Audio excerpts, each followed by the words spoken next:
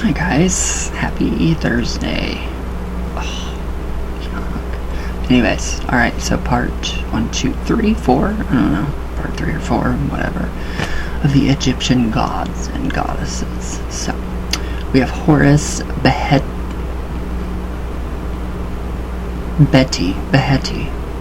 So, this is an older form, an elder form of Horus. Alright, now we have Horus, I cannot pronounce, I don't know why I can't pronounce this. Horus Beheti was the form of Horus of the Elder, worshipped in the western delta at Bedet, I think it's Bedet.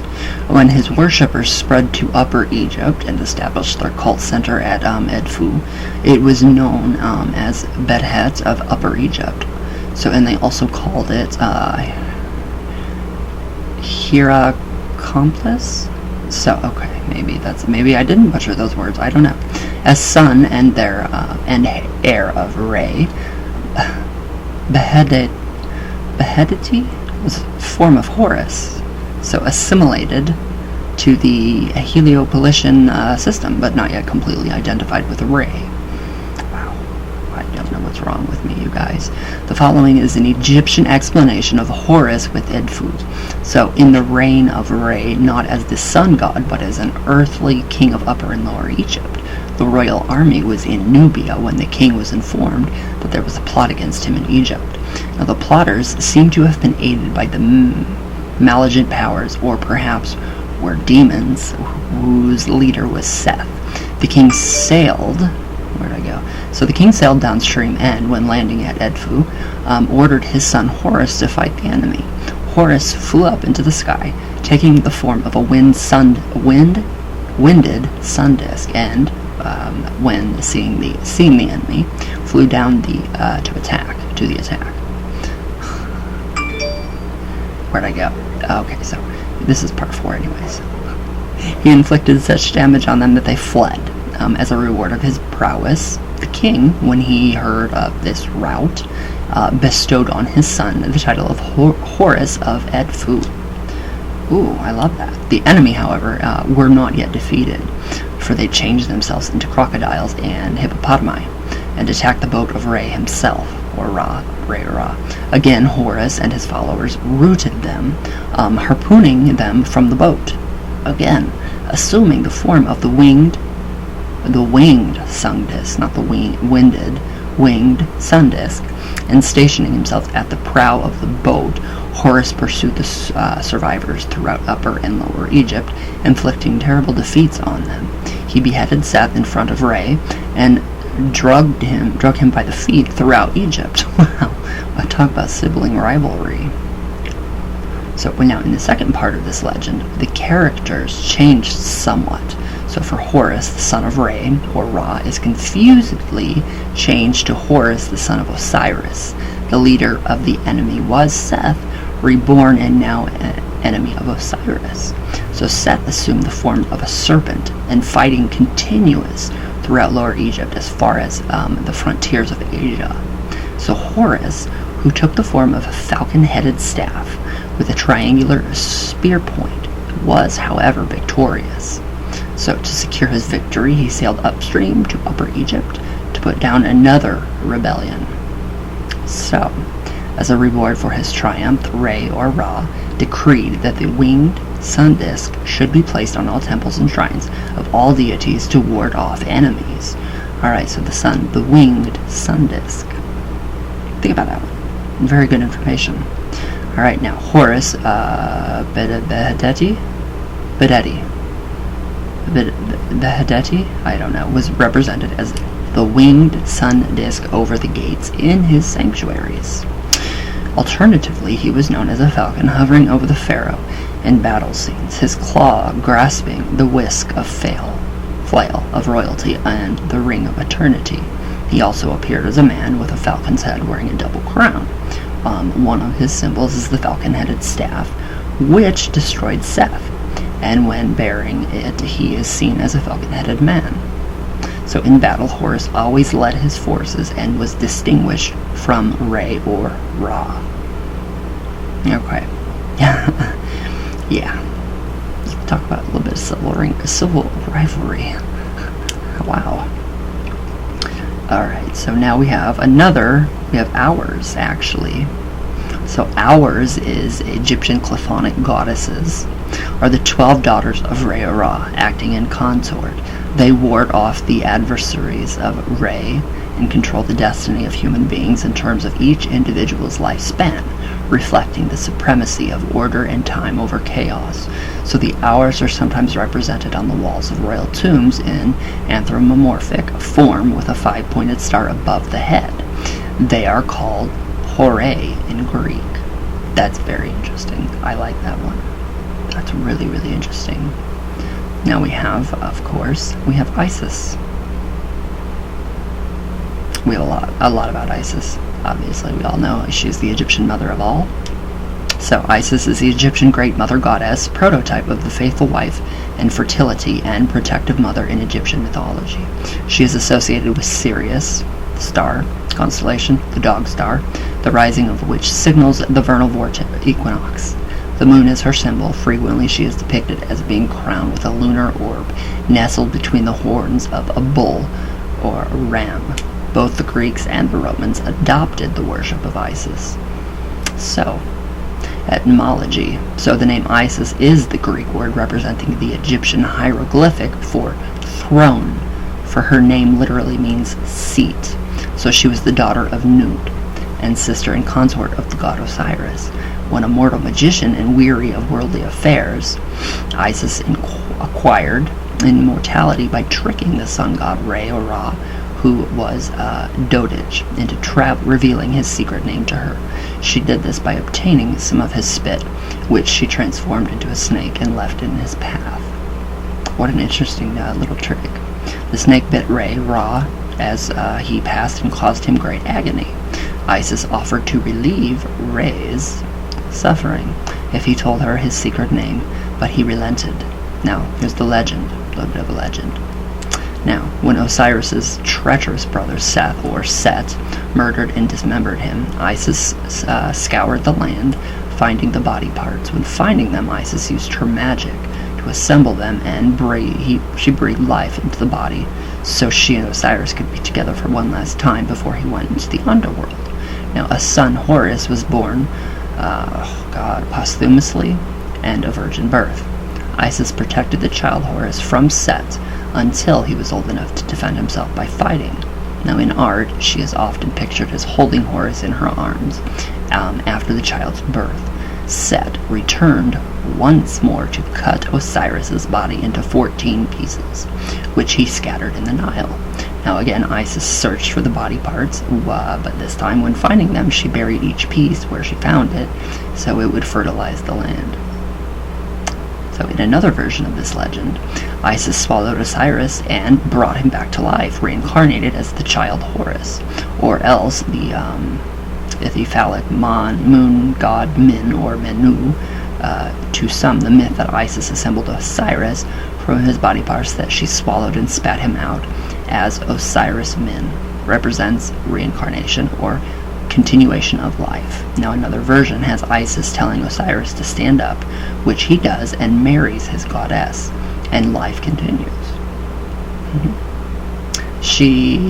Some claim the annual flooding of the Nile is caused by Isis's teardrop that she shed when lamenting for the dead god Osiris. This led to the Nile festival of the Night of the Teardrop. I love that. Hermetica. So Isis has also been connected to Hermetic wisdom. Now, Plutarch said that numerous ancient writers believed Isis to be the daughter of Hermes, Hermes is, it's the Thoth in Greek. So, others said that she was the daughter of Prometheus, but Plutarch claimed her name meant wisdom. She was known as the goddess of 10,000 applications, so 10,000 names. Now, in the Egyptian mysteries, Isis represented the female aspect of the deity to mankind. So she was the universal mother to all that lives, wisdom, truth, and power. Statues to her were decorated with stars, the moon, and the sun. Her girdle was joined together by 4 golden plates that represent the 4 elements of nature. Her priests were adept at controlling and using unseen forces. I like that. I love that. It is thought in Hermetic wisdom that Hermes schooled Isis, the goddess of women. So she, with the knowledge that he taught her, invented the writings of all nations, caused men to love women, invented sailing, gave mankind its laws, ended cannibalism, which that's good, made justice more powerful than silver or gold, instructed mankind in the mysteries, and caused truth to be considered beautiful. An inscription in her temple at Sais read, I am that which is, which hath been and which shall be, and no man has ever lifted the veil that hides my divinity from mortal eyes. That's beautiful. So the Isis of the mysteries is completely veiled by a scarlet cloth. So to the initiates who learn her mysteries, she lifts her veil, but they are to remain forever silent about what they have seen.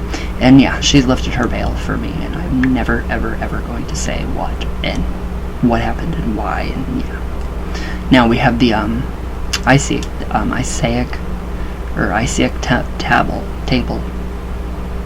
table. Oh my God. Now in 1527, after the sacking of Rome, a bronze tablet, which measured 50 by 30 inches and decorated with silver and emerald inlay, came into the possession of a locksmith or iron worker who sold it to Cardinal Bembo of Italy. So the Bembine table of Isis, or the Isaac table, is covered with hieroglyphs and instructions concerning mystical knowledge and occult systems of sacrifices, rites, and ceremonies. Now, the tablet apparently was once used as an altar, perhaps in those chambers where the mysteries were revealed to the initiates. Now, Eliphas Levi believed the tablet was the key. Tablet was a key to the Book of Thoth, or the Tarot. So the tablet resides in the Museum of Antiquities in Turin. So that to me is the Emerald Tablets of Thoth. Eliphas Levi. I love Eliphas Levi's take on all of this. So if you guys have a chance to read anything by him, it's incredible. And you'll understand Baphomet a lot better. So now magic. It seemed that Isis possessed powerful magic that even made Anubis, the god of death, subjected to her whims. Therefore people prayed to her on behalf of the sick and the dying, being the goddess's healing and childbirth. Isis at night would visit the sick, brushing them gently with her wings as she said magical incantations to heal them. So she is the Virgin in the constellation Virgo. That's why I have her on my shoulder, or on my whatever this is, bicep, or this thing. Alright, so yes, so she is, a constellation of Virgo. In Christianity, some hold that the Virgin Mary partially absorbed Isis. I think she fully absorbed Isis. I really do. But I think that is so cool. We have Kek now. Now Kek was a primordial Egyptian god, one of 8 Egyptian deities composing the Ogdod in the Hermopolitan theological system, who represented chaos. His consort was Keket. He is one of the 4 masculine deities who had heads of frogs representing their apparent self-creation. When paired with Keket, the pair epitomized the primordial darkness, so anthropomorphized. As a baboon, he is depicted as greeting the rising sun. Quite interesting. Alright, now we have Keket. So Keket, or Koket, was a primordial goddess, one of the 8 Egyptian deities composing the Ogdod in the Hermopolitan theological system, who represented chaos. Her consort was Kek. She is one of the 4 feminine deities who had serpent heads representing their affinity for the depths of the earth. When paired with Kek, the couple epitomized the primordial darkness. Anthropomorphized as a baboon, she is depicted as greeting the rising sun. Very different. Very, very different. Now we have Mot. I love Mot. She's amazing. She is just everything. She is the basis of everything, the foundation, what we are, of everything. Structures, buildings, all of that. So Mot is the Egyptian goddess of cosmic order and truth. She was a minor deity recognized from the middle of the 3rd millennium, perhaps earlier, so closely associated with the creator deities, and particularly the sun god. Later she was described as the daughter of Re. Her only known sanctuary was the complex at Karnax at Thebes. She was depicted either in human form, wearing an ostrich plume on her head, or by an ostrich feather alone. So the rulers of Egypt believed that they governed under Mot's aegis, and were frequently described by order as the beloved of Mot. So also Mot was believed to be integral to the success of the soul passing through the halls of the 2 truths, the halls of Amentes, where the heart was weighed to reach paradise. Because of the personification of truth and justice, her feather was placed in one pan of the scale used for weighing the heart. Now all of that is actually in the Book of the Dead. So I love Mot, I do, I just love Mot. Where'd I go? Alright, now we have Mehet Weret. So Mehet Weret means great flood, is a minor goddess associated with creation legends of Egypt. In some versions of the story, she epitomizes the primeval ocean, while in others, she is the waterway on which the boat of Ra, or Re, travels. She is depicted as a cow, bearing a sun disk between the horns, and lying on papyrus reeds. So interesting. So interesting. So, alright, we left off with Mehet Weret, and we will continue tomorrow. I love this stuff. I absolutely love it. So yes, I hope you guys enjoy. And yeah, thank you guys for all your amazing comments, everything. You guys are incredible. I love you guys. And yes, everybody stay safe. Stay home with me. And we will, yes, we'll get through this together. So I love you guys with all my heart. All the way from Venus, all the way back down. And I'll see you all tomorrow. And I hope you guys have a great Thursday. So, alright guys, I love you all. And thank you guys for watching.